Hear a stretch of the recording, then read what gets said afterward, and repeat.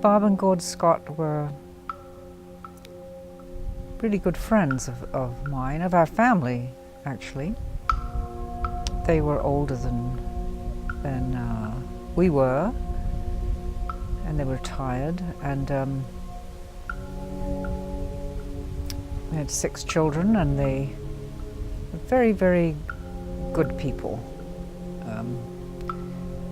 And they decided, they became Baha'i, and decided that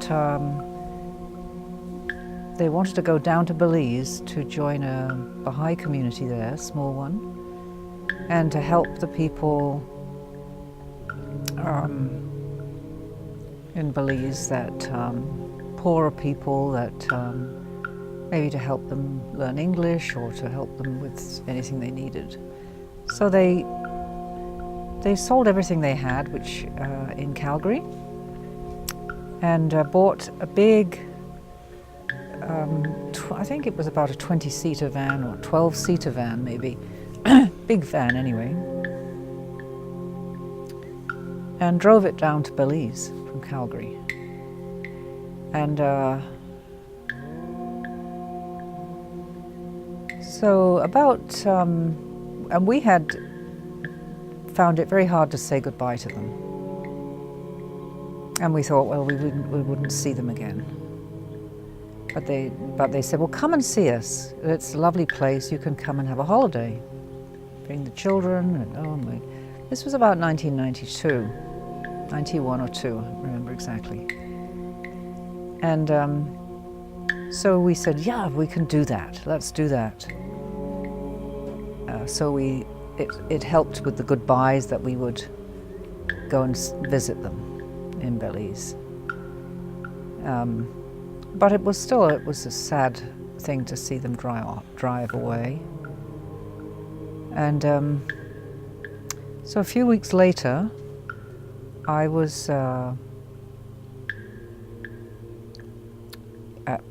home in Calgary, and I got a phone call from one of their children, David. He was the youngest, and I knew him quite well. And he said, I've some really bad news.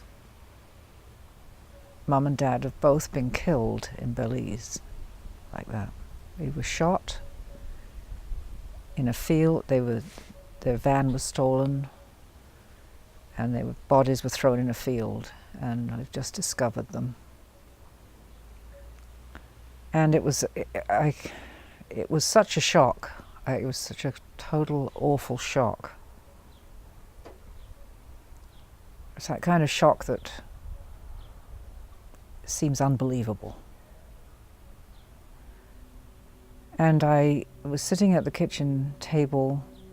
I remember putting my head down on my arms because I just couldn't really face looking at the world somehow. I was with this news, and just trying to make any sense of it at all, because it was such a terrible shock. And I was there for a little while like that, with my head on my arms, and the house, there was no one else in the house, but I heard these footsteps coming towards me across the linoleum of the kitchen.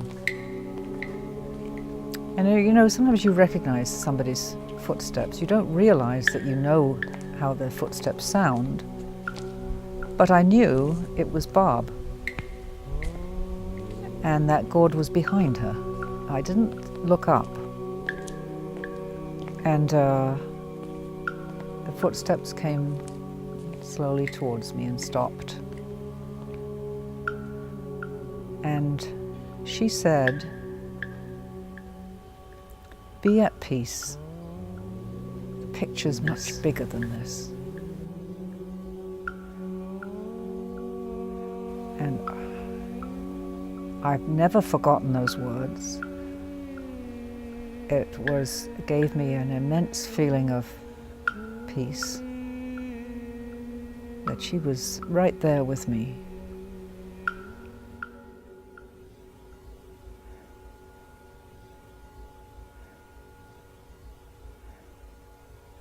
later that week,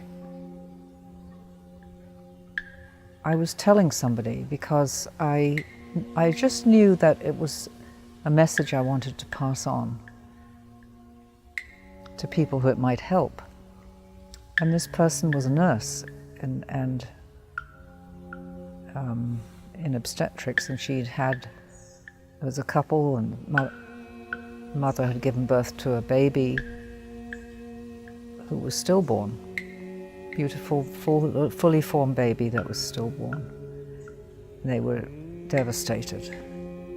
And the nurse, a friend, said, "Can I pass that message on to them?" And so it started right away. And since then, I have told some people when it seemed appropriate to do so, and because I've never forgotten it, and it's a part of me. The picture's much bigger than this. And that there are so many mysteries that I don't understand, but this experience was so real that I took it into myself and made it part of how I see things.